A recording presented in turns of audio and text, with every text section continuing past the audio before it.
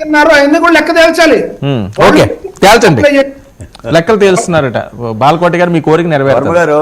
ధర్మ గారు మాట చెప్తున్నా, కూటమి ప్రభుత్వం ఈ ఎన్నికల ప్రచారాల్లో ప్రతిజ్ఞ చేసిన మాటలు 3. ఒకటి, రాష్ట్రాన్ని అభివృద్ధి పదంలో నడిపించటం. 2, వాళ్ళు ఎన్నికల హామీకి ఇచ్చిన సూపర్ 6ని అమలు చేయటం. 3, గత ప్రభుత్వం చేసిన విధ్వంసం మీద, నేరాల మీద, తప్పులు చేసిన వాళ్ళ మీద, ఇక్కడ అండర్లైన్ చేయాలి, తప్పులు చేసిన వాళ్ళ మీద చర్యలు తీసుకుంటామని. ఈ 3 అంశం కూడా రాష్ట్ర ప్రజలు పరిశీలిస్తారు.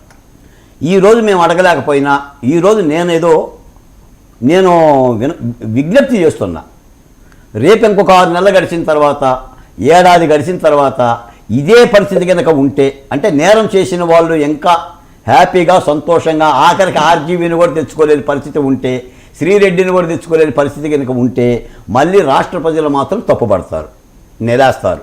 ఈ రోజున బాలకోట ఒక మాట అడుగుతున్నాడు కాబట్టి, నన్ను ఇదేంటి బాలకోట గారు కూడా అట్లా అడుగుతారు, చట్టాలు పదులు పెట్టాలి కదా, మనం చాలా కాగితాలు చదవాలి కదా, ఒక్కసారి లోపలేస్తే బయటికి రాకుండా ఉండాలి కదా, అంత సీన్ లేదు అక్కడ, అంతంత చేయాలని చెప్పి చెప్పుకోవడానికి అది మమ్మల్ని మేము స్తుతించుకోవటం తప్ప, కనకారావు లాంటి వాళ్ళు ఛాలెంజ్ చేస్తున్నారంటే, ఇక్కడ కనకారావు గారు ఛాలెంజ్ చేస్తున్నారు, అక్కడ రోజా గారు ఛాలెంజ్ చేస్తున్నారు అని అంటే, దాన్ని కూటమి పెద్దలే హోంమంత్రి అంటే యువనాయకుడు ఎంతో కొంత ఇన్డెప్త్ గా ఇన్వెస్టిగేషన్ చేయకుండా అలా మాట్లాడు కదా.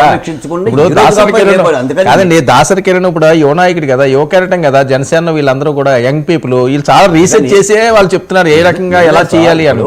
దాసరి కిరణ్ గాని, సజ్జాజయ్ వీళ్ళందరూ కూడా నెక్స్ట్ జనరేషన్ మాత్రమే, వాళ్ళు ప్రభుత్వంలో బాధ్యులు కూడా కాదు. అంటే కాదండి, ఇక నాకు ఆశ్చర్యం అనిపించింది ఏంటంటే, గతంలో వీళ్ళు ఎంత స్పీడ్గా ఉండేవారు, ఎంత కసిగా ఉండేవారు, ఇక్కడికి వచ్చేసరికల్లా మళ్ళీ శుద్ధులు, మంచి చెడ్డ, మానవత్వం కనిపిస్తాయంటే ఆశ్చర్యం. గట్టిగా అనరాదు, వేరొకరు వినరాదు అన్నట్టుగా అయిపోయింది.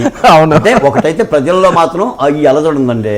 కనకారావు అడగటం, మీరు అడగటమే కాదు, ప్రజల్లోనే అడుగుతామండి. మనకు ప్రత్యేక ఇంట్రెస్ట్ ఏంటి, ఎవరిని అరెస్ట్ చేయాలని, చేసిన వాళ్ళ మీద చర్యలు తీసుకుంటామన్నారు.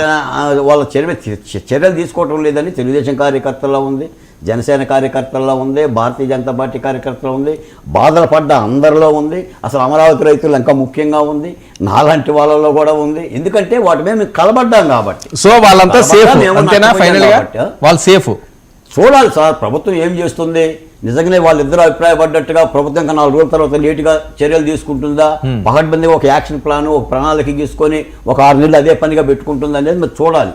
ఎలా జరుగుతుందో ప్రభుత్వ చిత్తం. ఏదైనా ప్రజలు అయితే ఈ అంశం అయితే. రోజా గారి కాన్ఫిడెన్స్ ఏంటంటారు? 110 కోట్లని అంతలాగా ప్రచారం చేస్తున్నా ఆవిడ భయపడకుండా మళ్ళీ అంత స్పీడ్గా మాట్లాడుతున్నారంటే తప్పు జరగలేదనా?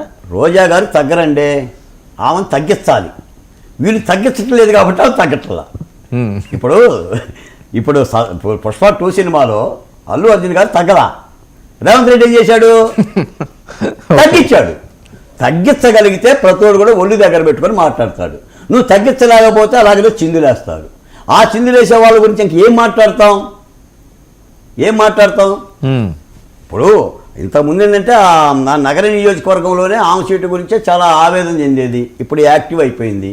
కాబట్టి కూటమి ప్రభుత్వం తీసుకోవాలి. రోజా గారు ఏమైనా చేశారా లేదని ఆమెకు ఒక నోటీస్ ఇస్తే ఆమెకి ఏమైనా తెలిసి వస్తుంది. మరి ఆమె ప్రశాంతంగా ఉంది కాబట్టి ఆమె వేసే ప్రశ్నలన్నింటి కూడా ప్రభుత్వమే స్వీకరించి ఆలోచించాలి. చూద్దాం సార్ ఏమవుతుందో. Thank you so much Balakoti గారు చర్చలో పాల్గొన్నందుకు.